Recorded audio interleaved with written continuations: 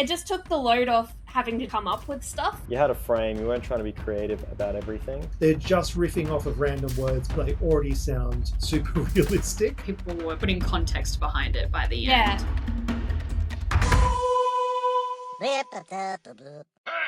So this was at a point where we were basically, like in the memoir writing unit, it's basically been about truth and lie.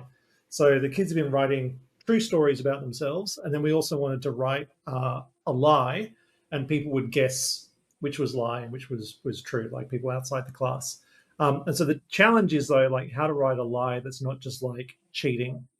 So cheating is like taking basically a 99% true story and just changing one detail about it. That's not fair.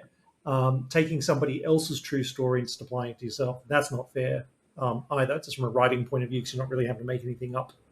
So the idea was like, how do you come up with a lie that's going to be believable and good that you can sort of flesh out and make believable?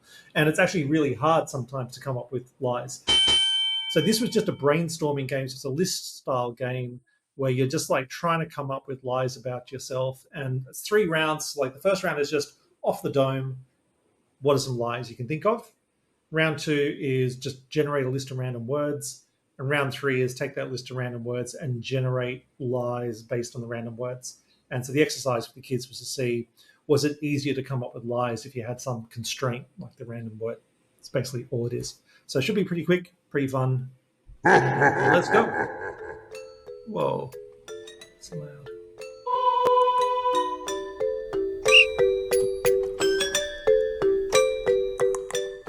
And so these are just like lies you could develop in class, which is like a lie that you could develop into a whole episode or story.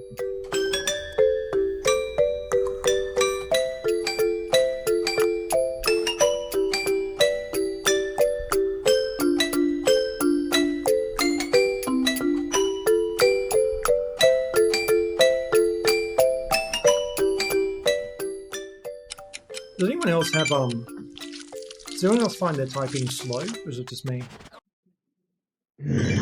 Like as in like it's slow to recognize your typing. I didn't Did it notice just anything. felt normal to you? All right.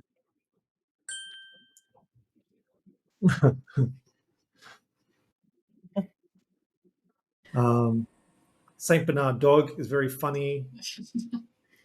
Grace Moon, she's Moon's Grace, Graves, 8th Moon, I cut 8ths, and Jeez. this is not a player 2 is the grapes and the cheese is not a plausible. Yeah, so like the idea in this class was to write lies that you could tell about yourself that people might believe. Curly plush chest M. Yeah, I was thinking as soon as I started reading what everyone else had written, I was like, oh, I definitely missed the brief. Yeah. Misunderstood the point. Yeah, I didn't do it either. Well, yeah, something else here was riffing on it. Oh, I know, spent too much time talking and didn't vote. God damn.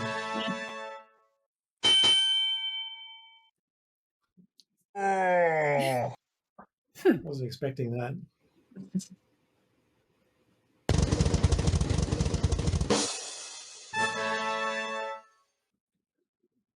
Oh, and then we got a fire-breathing penguin. That's the thing I was talking about. Yeah, all right. So, yeah, okay. So, yeah, so the next one is literally just list of random words. We don't have to do a full round. You can literally just do like, I don't know, do like 8 words, 6 words. That's enough because it's just to give us constraints. Okay, so list of random words and phrases can be anything. Just list of words and phrases. Yep. Sorry, do I need to be building on the previous? No. This is like a break from that. So it's like literally just like, let's come up with something else that you could use as springboards for completely different lies.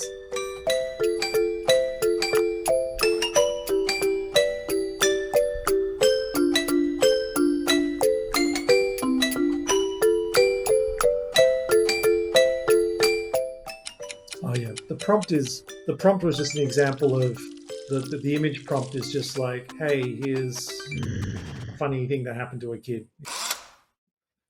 Fire-breathing penguin. Somebody's really hung up on the fire-breathing penguin. Thistles, roller skates, bike umbrella, sorted, jellyfish, ontological bathroom, jocularity, vertical. Yeah. Right. So You don't even have to stick in the next round. You don't even have to stick with the winner if you don't want to. But like the idea is to come up with lies based on any of these words. Meatball's a funny word. It is a funny word. Can't go wrong with meatball. So what are we doing here? Yeah, so we've got some random words there on the right now. Right, So the idea is simply to go back to making up lies, new lies, but just try and incorporate the random words. And so, yeah, we can talk about what it means afterwards.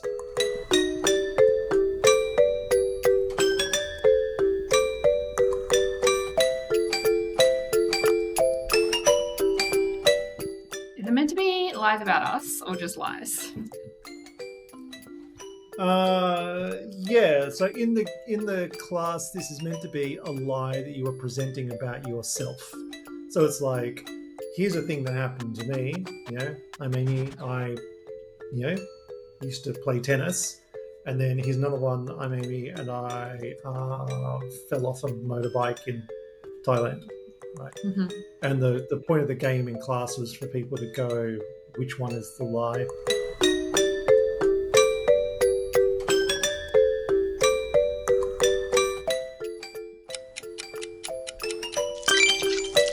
Oh, no. I'll try and change something. Now it's going to be weird.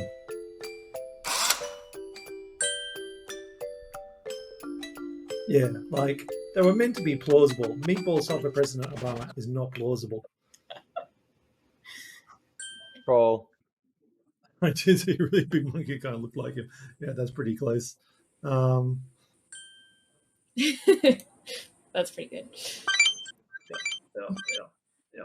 Taking that one.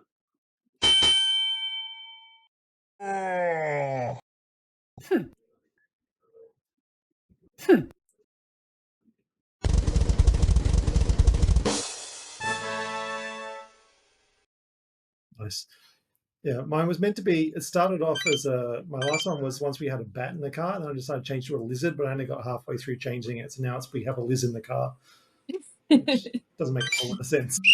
I guess the thing about this game, like the question, if you think back about it, is like, did it feel easier to make up lies in round 1 or round 3?